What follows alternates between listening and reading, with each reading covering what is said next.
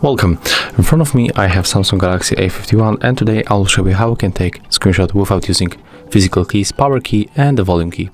You have to go for the settings, scroll down to find the advanced features. Right now tap on the motion and the gestures, and when you are here we have to find this option, palm swipe to capture, and tap on the switcher to activate this option. And right now we have to swipe from the edge across the screen with our hand. So take a look, we have to make something like that.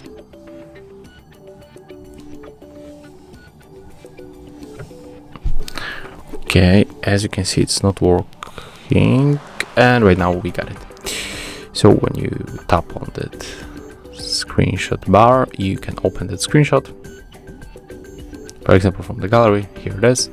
So one more time we have to make a gesture like that. Yeah, so as you can see right now it works.